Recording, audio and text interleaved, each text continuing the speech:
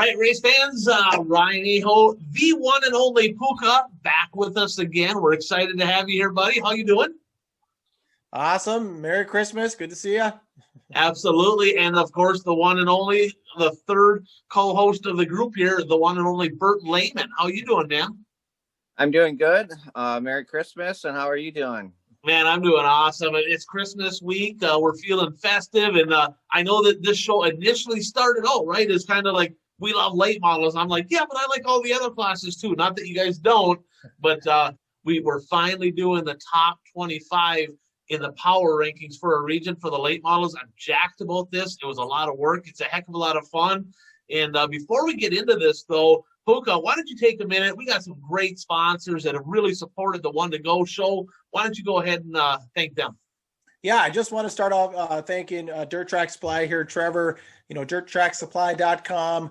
Check them out. We've talked about aero chassis in the past. So, as we're heading into kind of the slow season for you, if you're looking to make a little bit of a chassis change, like I said, get a hold of Trevor down at dirttracksupply.com, and he'll take good care of you.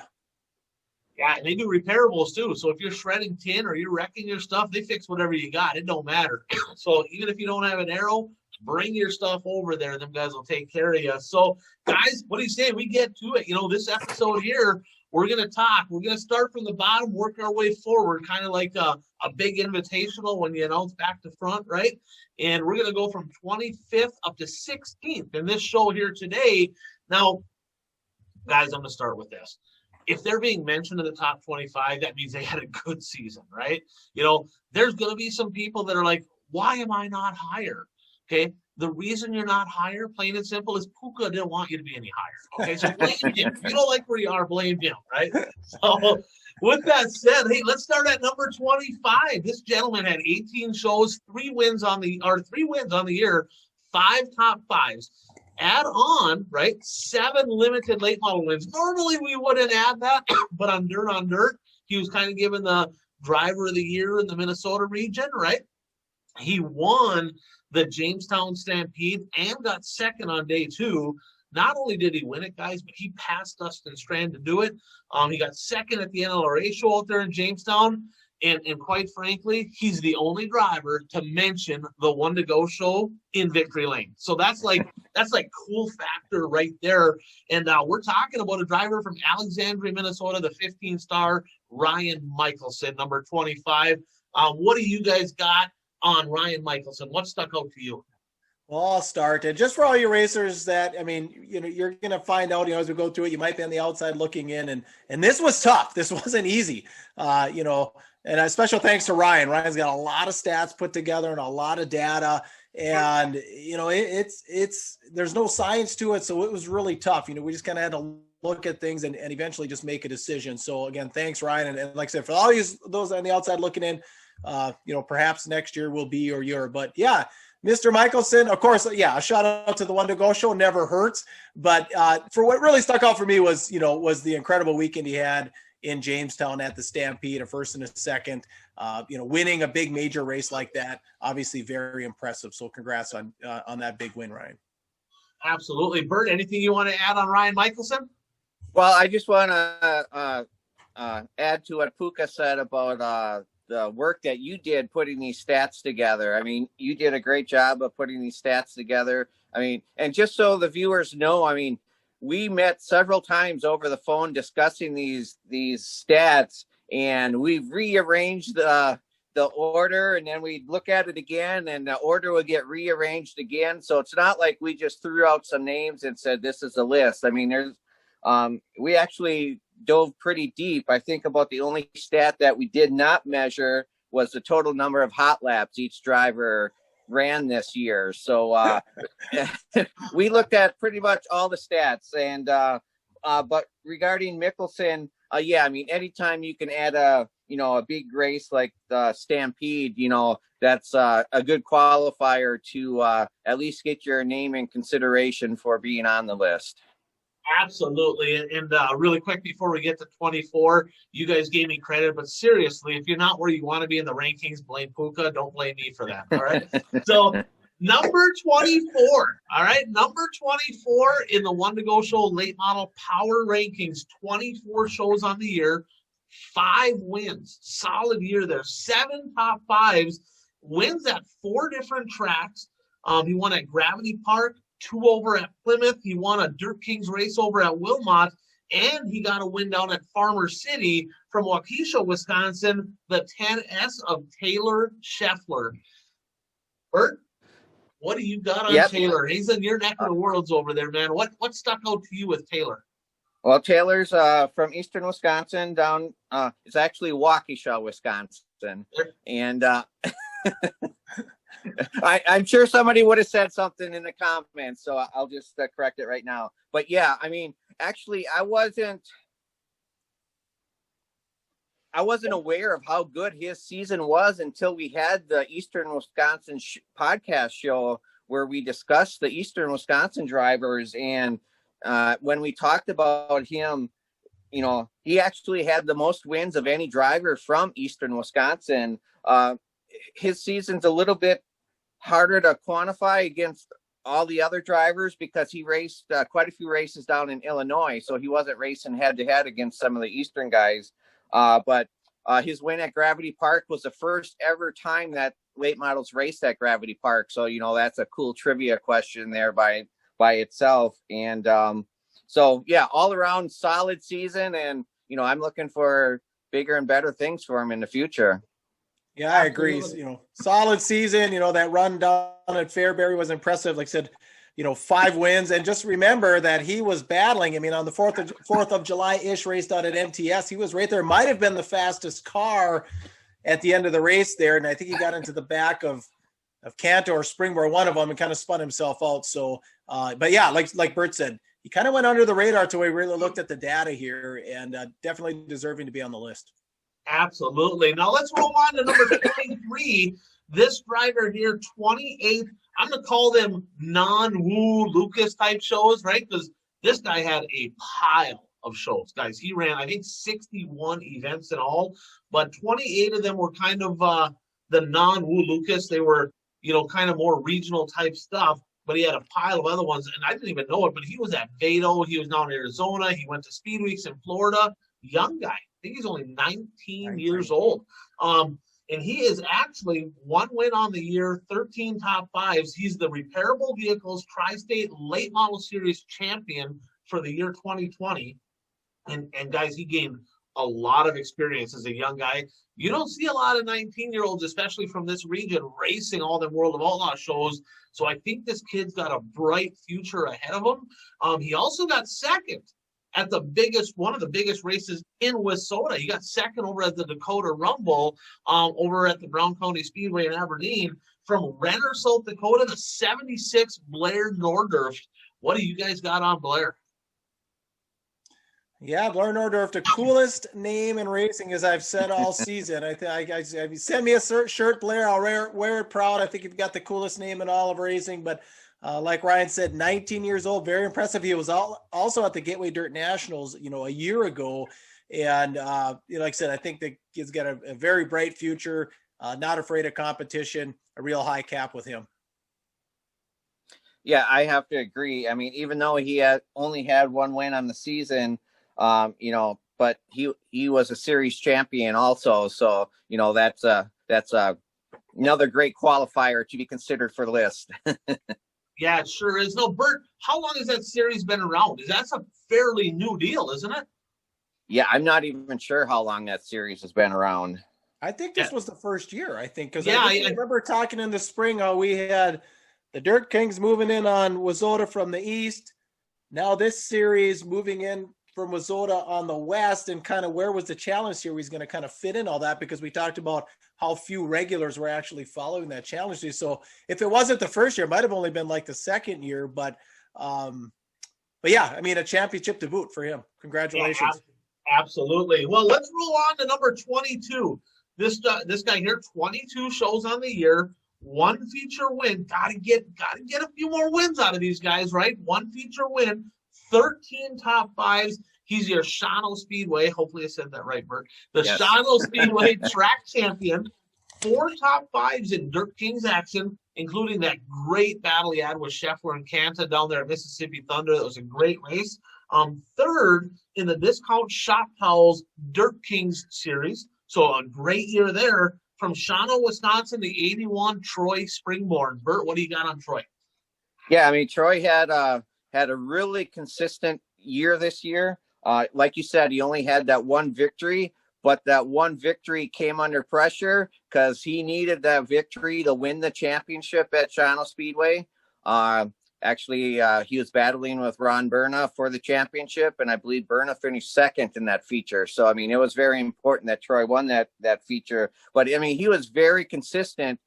He didn't have a finish outside the top 10, I believe, at Shawano Speedway, except for the night that he rolled over.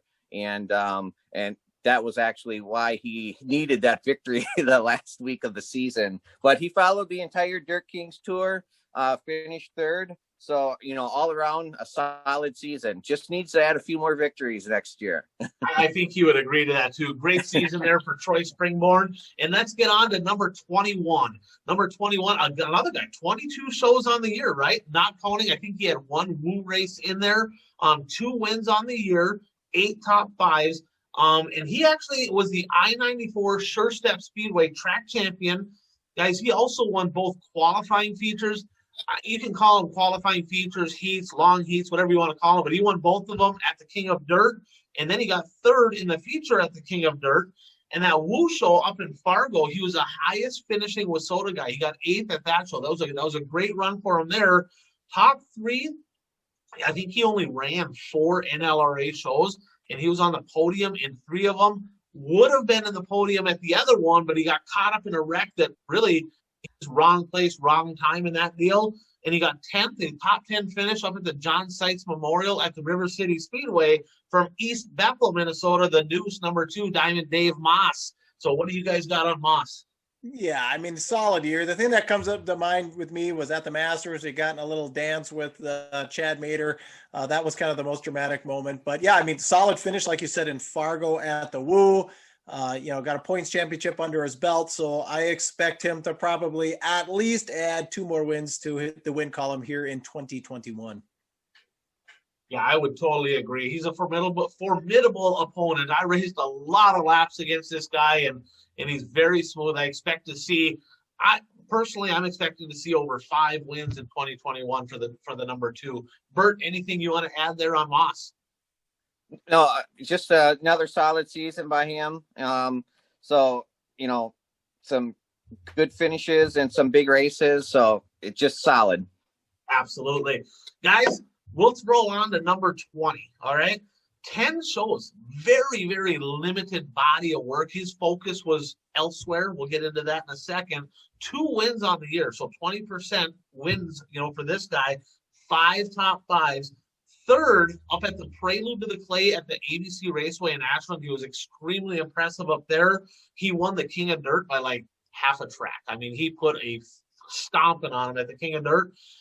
Third at the Fall Classic. 6th, he went over to Cedar Lake for the $5,000 to win show, that month of money deal, and he was just outside the top 5 with a 6th place finish. He got 6th at Ogilvy right before Labor Day when they had that special. Guys, his worst finish of the year, his worst actual finish was 7th, and that was actually at the USA Nationals. So, like, out of 10 shows, he had 2 DNFs and nothing worse than 7th, and they were all fairly big shows. So 2 DNFs for him from Lakeshore, Minnesota. He's driving the 66, right? It's usually, I'm so used to saying Eric Briescoten, but it's actually Harlan Briescoten's car. He stepped in. He did a hell of a job. Dan Ebert in the 66. What do you guys got on Ebert? Yeah, I mean, even though he only raced a limited amount of shows, I mean, he had a 50% top 5 percentage, which is really good, and got some victories in that in his limited action, and with a big win at the King of the Dirt at I-94 Speedway. So, limited number of shows, but a solid season. What impressed me about him was, I think he got a late start. We didn't see him racing until like Cedar Lake to the USA Nationals. Even the USA Nationals, I was strolling through the pits on Saturday morning, and there he was. So he didn't race there Thursday. He didn't race there Friday. He shows up Saturday. So, this limited body of work, but a very impressive body of work, especially considering that many people had 2 months of racing in before he did, so, and then of course, probably one of the highlights of his life will be that night at the King of Dirt when he won was the mods and lates, right, Ryan? It was. Yeah. And I asked him, Puka, I said, hey, did you see that guy inside you on the last corner? And he's like, no. I said, well, all you had to do was look to the left. He was on the other straightaway, right? And he kind of laughed a little bit. So, he was really good. So, great year there. As a race fan, I would love to see this guy race more shows in that late model. He'd probably like to, but his modified is the number one focus. And, I know Harlan's a crazy busy guy, but great year there for Dan Ebert. Now, let's get into number 19, right? 24 shows for this gentleman. No wins. The only driver in the top 25 guys with 0 wins on the year, 14 top fives. He was the discount shop towels, right? Dirt King's late model series champion. Heck of a year for this guy. He was in the eye test. He was impressive. He was fun to watch. He got 6th at the World of Outlaw show over in Plymouth. I'll let Bert kind of touch on what happened there. From New London, Wisconsin, the 70, Justin Ritchie. Bert, what sticks out to you? Talk a little bit about that Woo show, because he got 6th, but it really wasn't 6th, right? You've seen this guy a lot. What sticks out to you with Justin Ritchie? Yeah, I'll touch on the Woo show in just a little bit, but as you mentioned, 0 wins on the season, and normally if you don't get any wins, you're not going to make a top 25 list. But the fact that he won the Discount Shop Towels Dirt Kings Championship, which isn't, just a local track championship. The series travels are, a lot of the races were in Western Wisconsin. So he was racing against a lot of the Western Wisconsin and some of the Minnesota guys. So you win a traveling championship, it's deserving to be on the list. But yeah, the Woo show in Plymouth, he actually crossed the finish line in 3rd place and was actually challenging Jimmy Mars for 2nd. And this is with a Wasota legal motor. And, but he was docked 3 positions for quarter panel infraction. So they officially gave him 6th place. But he finished 6th in that race. He qualified for the Woo feature in Seymour the night before. So it wasn't just locally, he ran well. He also ran well against, when the World of Outlaws did come into the area. Yeah, an impressive year. Like I said, I wanted some clarification on that docking. I couldn't remember, but I remember watching the race. I remember something happened. I couldn't remember that. But yeah, congratulations, Justin, on the championship. And I believe he's the first driver other than Nick Anblink to win that championship? Yes. So congratulations. Absolutely. Now let's jump on to number 18, right? In the, inaugural One to Go Show power rankings. 29 shows. So this guy got several races in this year, 2 wins, 16 top 5. So he was over 50% in the top 5. He was Wasota's Minnesota state champion, Wasota's Wisconsin state champion. And again, I think it's maybe the 3rd year in a row, 2nd for sure, that he's the Hibbing Raceway track champion. Now, guys, his average finish at Hibbing, other than the 1 DNF he got on Labor Day, was 2.4.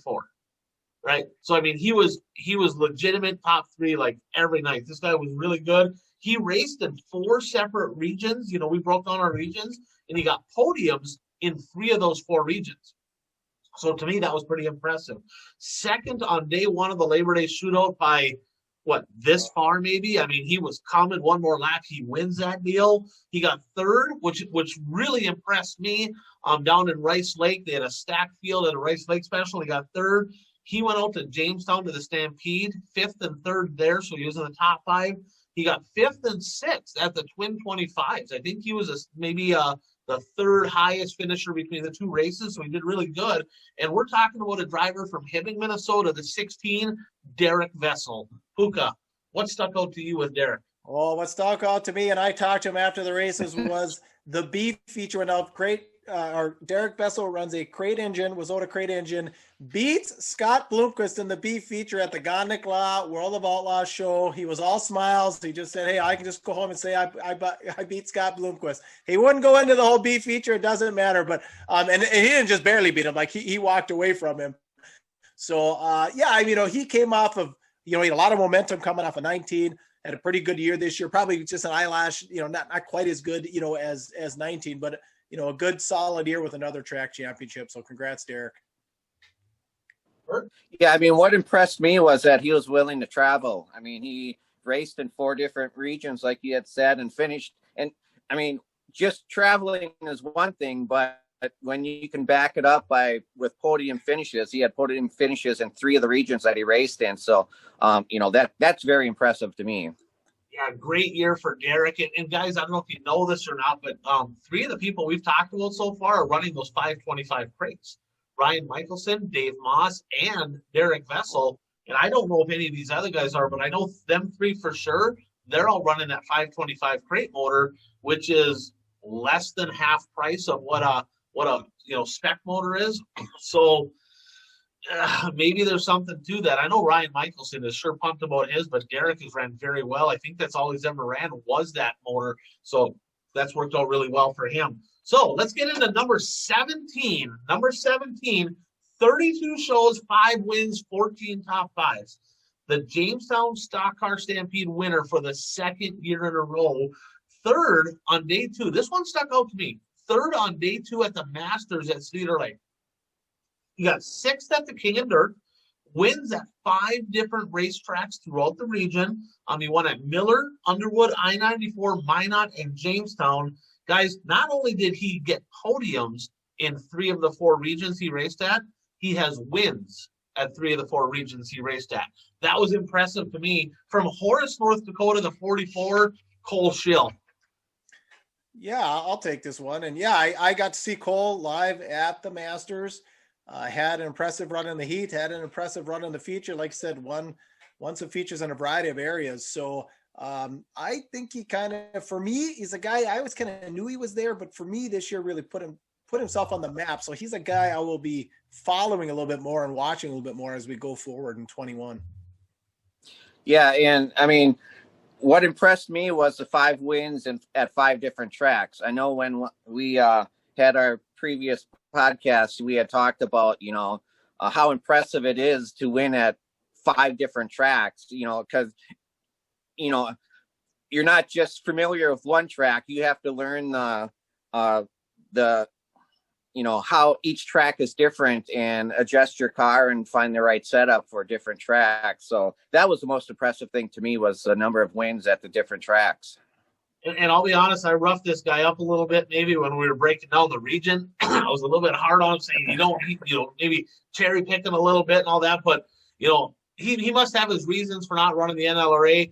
Let's be honest. You get 5 wins. You win in 3 or 4 different regions. He traveled. He had a podium finish at Cedar Lake. He had a hell of a good year. He's number 17 in the power rankings. I mean, I'm looking forward to seeing what he can do in 2021. He's a good race car driver, and I think he's got a bright future. And let's close it out. Number 16 on the year, 19 shows for this guy, 3 wins, 10 top 5s. I didn't rough this guy up. I think Bert maybe picked on this guy a little bit when we were breaking out this region. All right, okay, but it was all out of love. Now, he raced, not only did he have 19 shows, he also had 9 woo shows. So I don't count that necessarily in the breakdown, because it's just when you're running a Wazota motor, I think he might have ran an open motor in some of those, but he also had 9. So when I say 19 shows, 3 wins, 10 top 5s, that's more in the regional type stuff. His best woo show, though, guys, he got 3rd up at the Allegheny Speedway in Seymour. That was impressive. Out of 9 shows at Shawano, all top 4s. Okay, I think he had like a 2.2 finishing position. So Troy Springborn, send him a Christmas card. Thank him for not racing there weekly. Okay, because he was really good. All right. So all 3 wins of his were at Shawano from. Okay, I'm probably going to butcher this. I probably am, but Bert, help me out. I think it's Bonduel, Wisconsin. Is that correct? Bonduel, Wisconsin. The 15 of Nick Anvilink. Bert, take her away, man. Yes, I did rough him up a little bit in our podcast about the Eastern Wisconsin drivers. And I think part of that is, I mean, he traveled more this year. So I'm accustomed. I mean, he races in my backyard, so I'm accustomed to seeing him, just getting victories left and right. And this year that didn't happen because he was traveling a little bit more.